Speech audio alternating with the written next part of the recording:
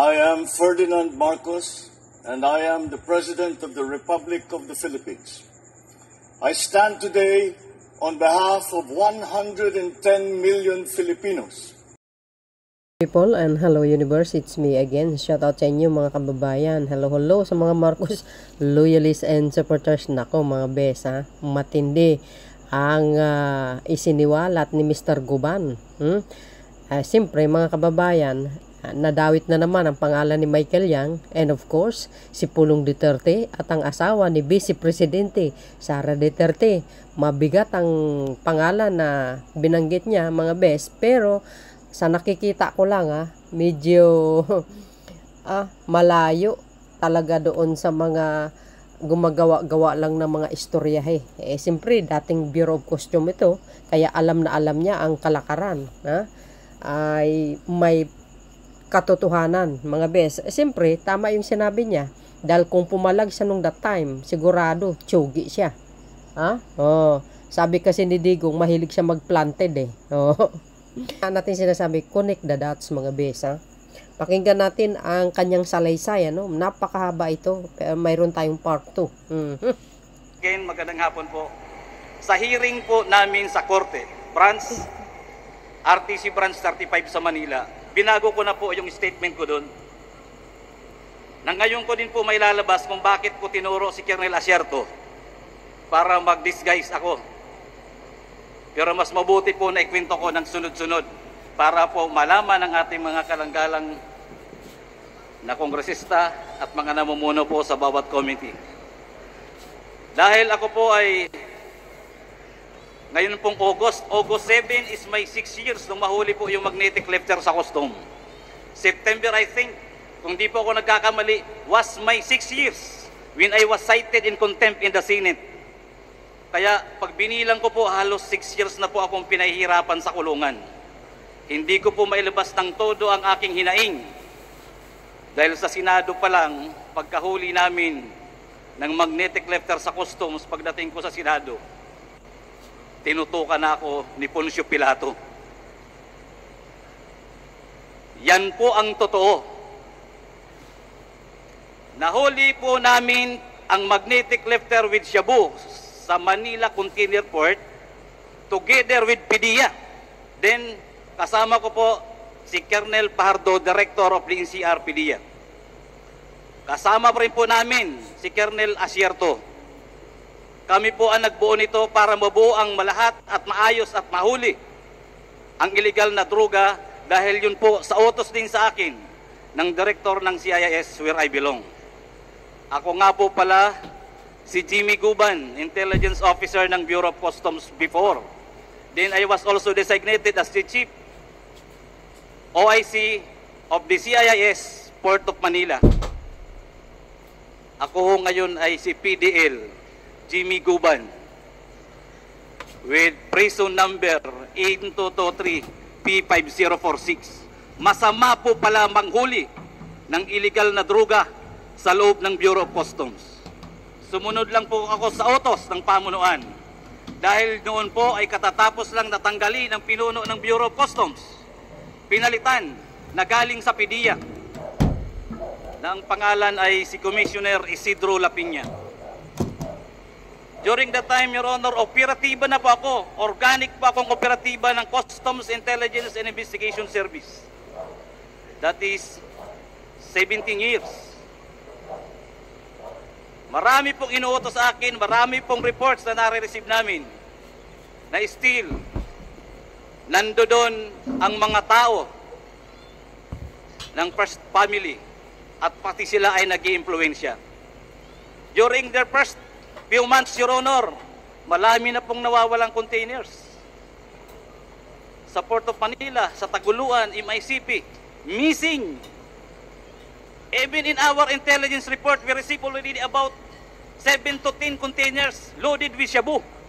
Isa ho itong magnetic lifter na isiswing nila na hinabol namin, inayos ko because I was then chief. May aksik na ho ako sa E2M. Nakuha po namin positibo, nag-joint press release ang BOC Commissioner at DG ng PDEA sa loob ng Bureau of Customs. It was a good accomplishment. Your Honors, pagdating ho sa Blue Ribbon Committee, nagbago.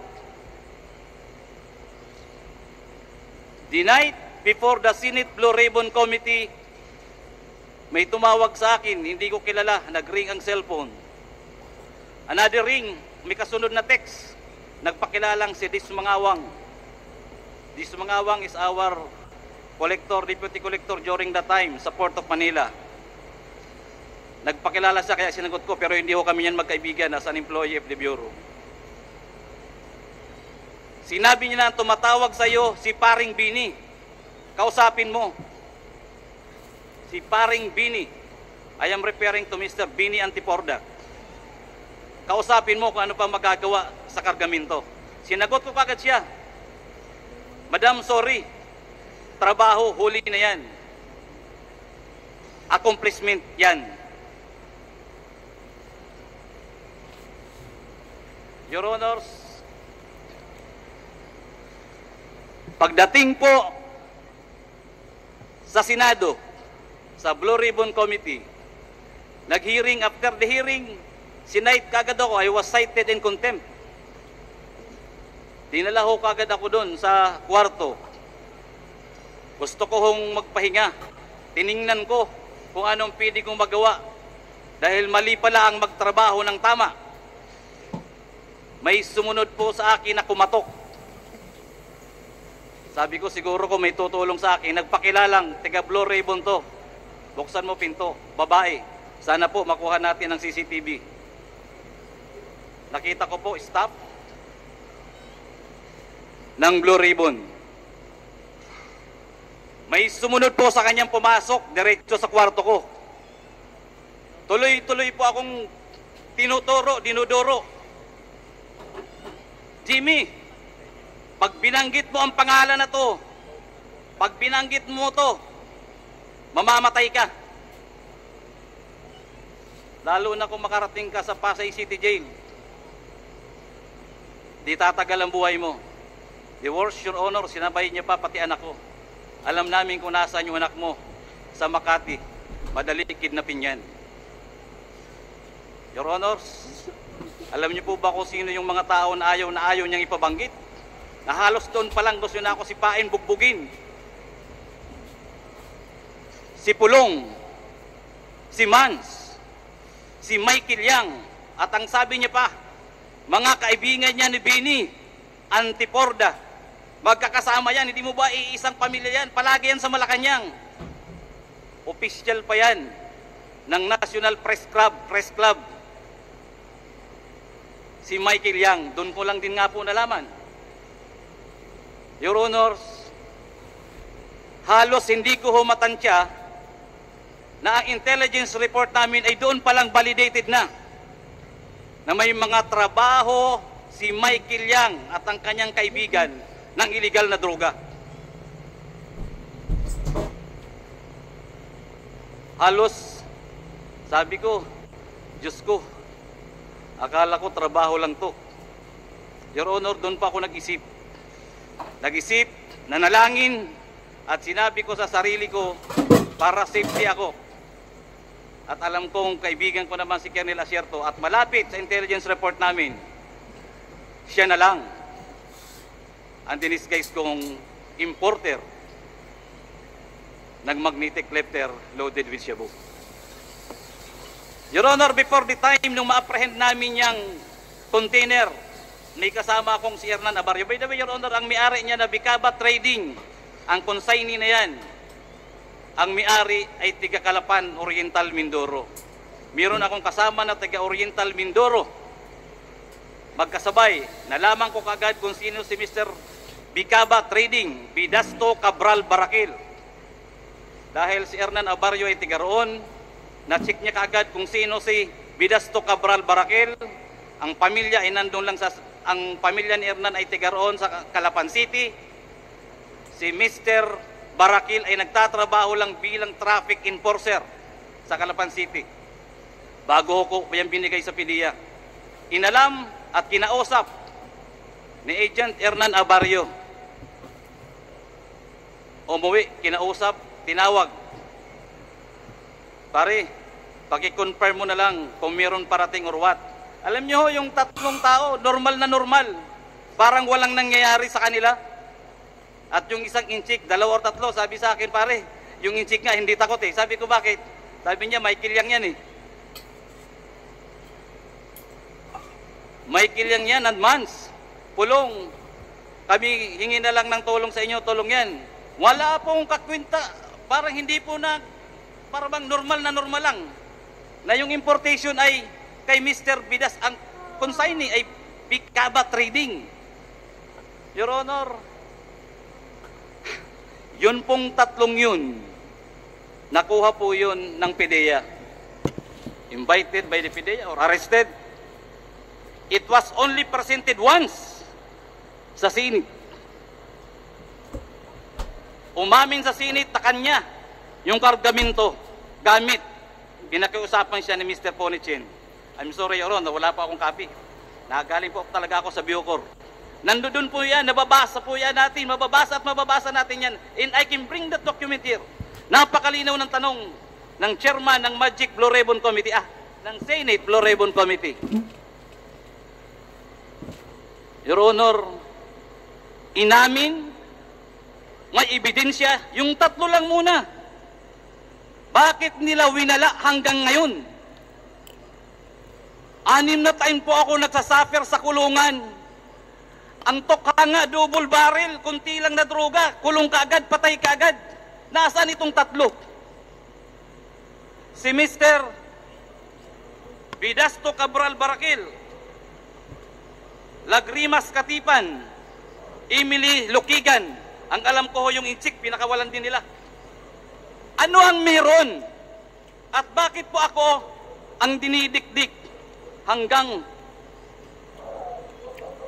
sa Bucor? Nakarating ako na nanghuli lang po ako ng illegal na droga. Wala hong nawala kahit katiting. Inorderan po ng judge na sunugin, sinunog. Nandoon po ang testimonya ng mga PDEA. Kasama kong PDEA sa aking opisina sa Bureau of Customs. Kami po ang nanghuli. Ano po ang particular na batas ang ibabiolate ko? Conspiracy to import? Or yun ang grand conspiracy na linisin ang pangalan ng First Family at si Michael Yang para pagsalitain pa ako at papirmahin na ang kasama doon sa importation na isang politiko na kalaban nila na hindi ako pumayag. Dahil sabi ko walang alam yan. Hanggang ngayon po, malinaw. Basahin ko man po ang testimonya ko hanggang ngayon. Magaling pa siguro po ang kunti kong memory card. Hindi ko po makakalimutan kung papaano ko sinakripisyohan yan. Ako ho, ikinulong. Buti na lang may Diyos. Pagdating po sa kulungan, may mga tumutulong sa akin. May mga lumalapit ho.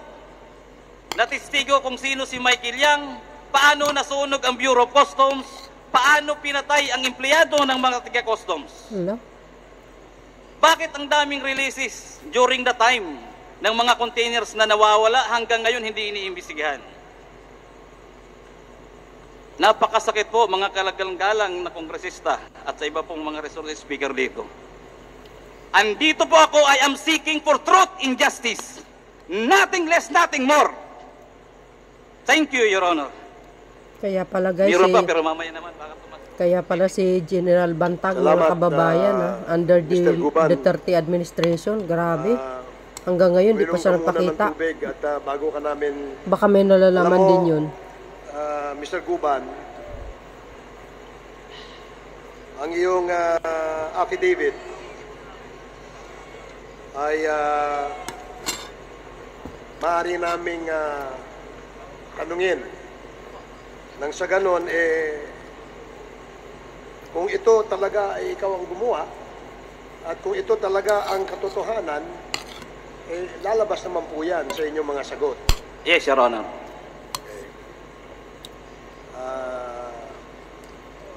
Pwede bang malaman na Jimmy kung ano ang posisyon mo sa Bureau of Customs?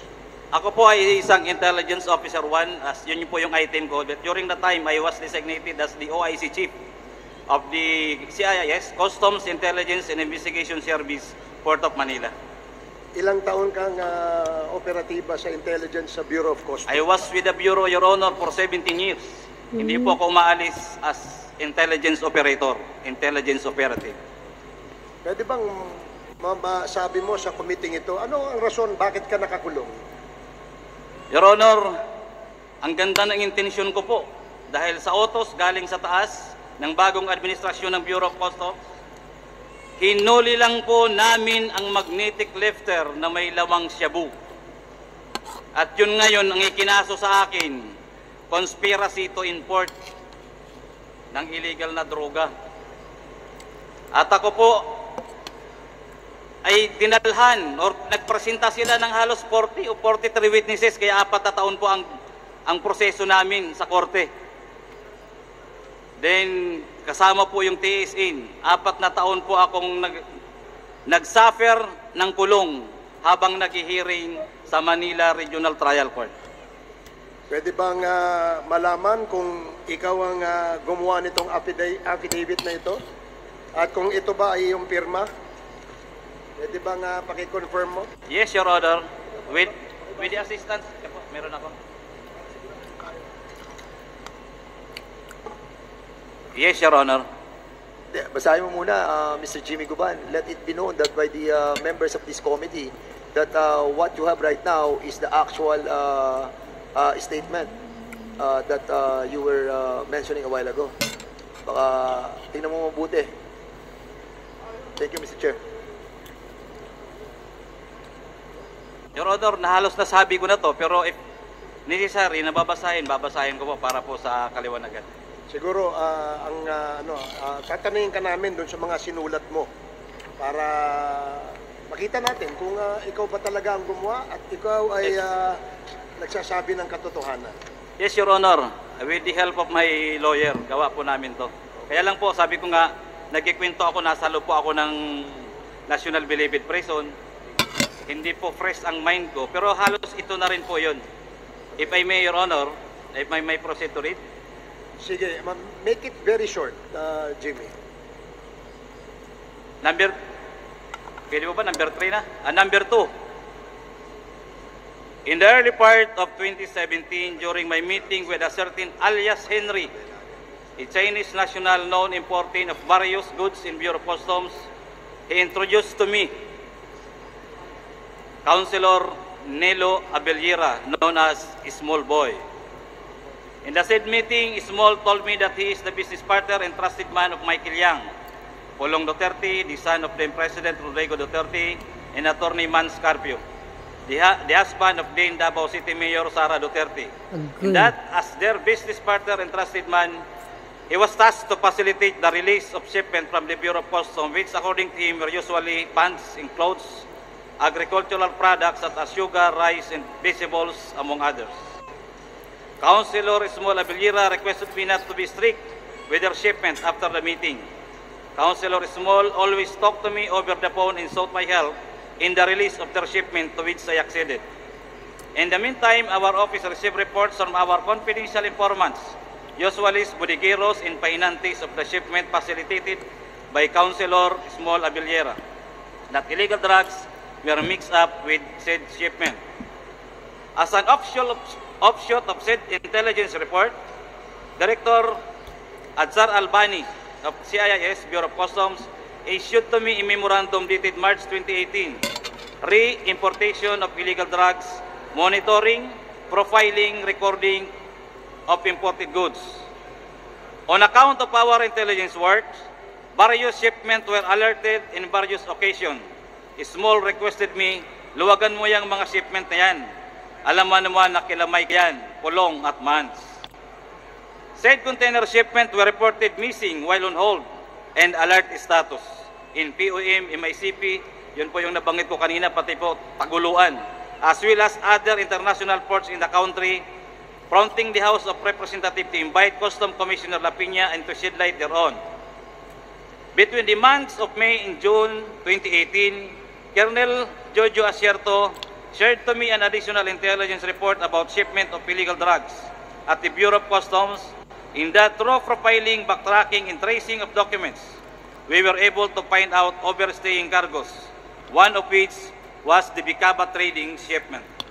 Upon discovery thereof, I instructed my staff to verify if an importer consigning name Bicaba Trading is duly accredited with the Bureau of Customs Accreditation and Monitoring Office.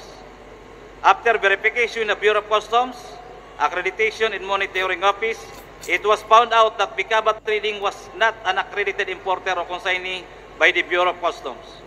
Based on the information gathered by our office, Bicaba Trading is owned by certain Vidasto Cabral Baraquel Jr., his live-in partner Maria Lagrimas Katipan, who are business dummies of businessman importer Ponichen, and his former wife Emily Lakigan, who are resident of Calapan, Mindoro. I ordered my subordinate Aito Fernan A. Abarrio to proceed to Calapan, Mindoro and validate said information. While in Mindoro, Aito Abarrio was able to meet Vidasto Cabral Baraquel Jr., Maria Lagrimas Katipan, Ponichen, and Emily Lakigan. During said meeting, Abarrio called me and asked me to talk to them by phone. During our conversation, Ponichen asked me to help release said shipment and said vernacular, "Wag ikaw matapot kasi sila man Scarpio, Pulong Duterte at Mike Kilyang ang may-ari ng shipment." When it became certain that the shipment of Bicaba Trading was located in the MICP, I reported to General Quinto this fact so that he should request Commissioner Lapina for the issuance of hold and alert order. That request was approved by then Commissioner Lapina. On August 7, 2018, when we arrived at the MICP, the container was ready at the designated examination area, ready for its opening. After the container was opened, 2 magnetic reflectors were found inside container. In the presence of PDEA headed by Regional Director Pajardo and BOC official including General Quinto, MICP District Collector Attorney Bakiran, MICP BOC personnel, the magnetic reflectors were forklifted and taken out from the container. It took some time, however, to open the magnetic reflectors, so I have to go back to Colonel Acerto to inform him about the difficulty in opening them. After a while, Colonel Acerto called me back and gave the instruction that details of which I also relayed to the PDEA agents in order for us to open these magnetic reflectors. In the afternoon of August 2018, Colonel Acerto arrived at MICP and conferred with Director General Aquino and Commissioner Lapina. After their meeting, I met them at the warehouse where the magnetic reflectors were opened. They congratulated each other for the accomplishment before presenting themselves to the media. Thereafter, the proper inventory and disposition of these drugs were undertaken. During the Committee on Accountability of Public Officers and Investigation, Blue Ribbon, hearing on PS Resolution Number 425 to conduct an inquiry in aid of legislation into the 6.4 billion worth of shabu shipment from China on the possible malfeasance, misfeasance, and non-feasance of Bureau of Customs officials. Employees, Senator Richard Gordon, PS Resolution Number 843, directing the appropriate Senate Committee to conduct an inquiry in aid of legislation into the alleged shipment of 6.8 billion worth of shabu smuggled into the country and the possible lack of coordination among the Bureau of Customs, the Philippine Drug Enforcement Agency, and the Philippine National Police by Senator Emmanuel D. Pacquiao in PS Resolution Number 849 to conduct an investigation in aid of legislation on how a shabu shipment worth 6.8 billion managed to enter the country through the Manila International Container Port and is slipped through the inspection of Bureau of Customs by Senator Trillanes, Sonteveros, Drelon, Aquino, and De Lima. On September 11, 2018, in which I was invited as a resource person, I was cited in contempt, notwithstanding the fact that I truthfully answered the questions propounded on me by Senator Gordon, then chairman of Blue Ribbon Committee.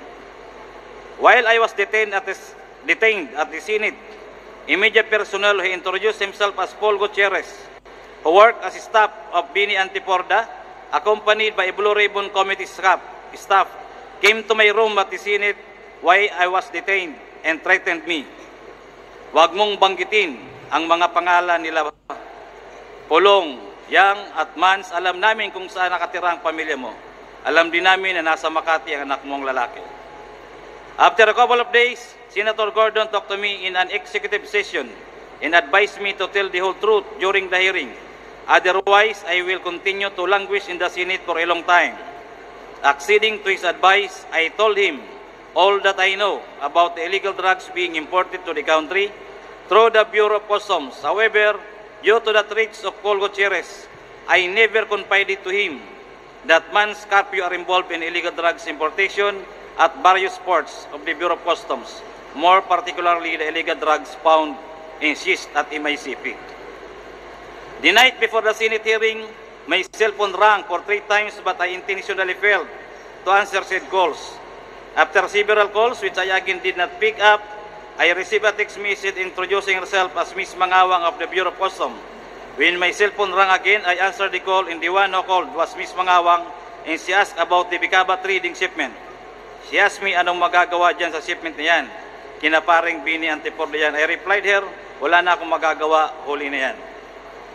For fear that my son and other members of my family will be killed, including myself, I testified during the hearing on October 30, 2018, and instead of naming Pulong Duterte, Mans Carpio and Michael Yang as the owners of the shipment, based on the intelligence reports we gathered, I pointed to Colonel Acerto as the one who has knowledge that the shipment consigned to Bicaba trading contains illegal drugs.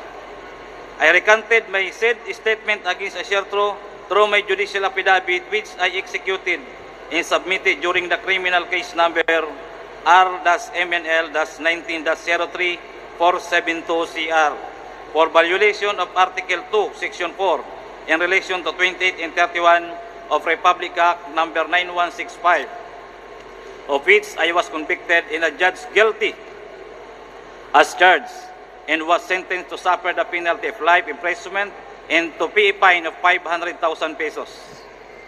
After promulgation of the decision in the aforesaid case, I filed a notice of appeal with the Court of Appeals which is docketed as CA-GR CRHC-19146. That's all, Your Honor. Okay, salamat Jimmy. So yun mga kababayan, narinig nyo? Sa hindi po nakakilala kay Bini Antiporda, siya po yung dating guys, yung National Irrigation Association, yung pinalitan ni Secretary Guillen, no? So under the Duterte administration, yan si guys, Bini Antiporda. At yun po guys, dahil sa reklamo, no, against him,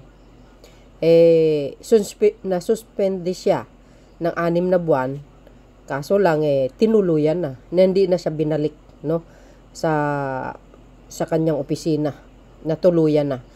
Yan si Bini Antiporda. So yun guys, part 1 lang ito. Napakahaba ito guys, 7 hours ito. So abangan nyo yung pangalawa, no. So nakikita nyo dito yung kanyang isiniwalat, mabigat mga kababayan. At malalaking tao, siyempre the former ex-president. So abangan po natin ang kahinatnan itong investigasyon na ito. Maganda mga kababayan ang mga tanong, talagang walang hambas ang kanyang mga sagot. Talagang makikita mo, nagsasabi talaga siya ng katotohanan. Siyempre dating dating BOC official. So yun guys, see you again on my next upload video, part 2. Thank you for watching. See you again on my next upload video. Bye bye bye and babus. God bless Philippines. Anong kapalagayan nyo? Sumingaw na ang baho nila, no? God is good all the time. Babus.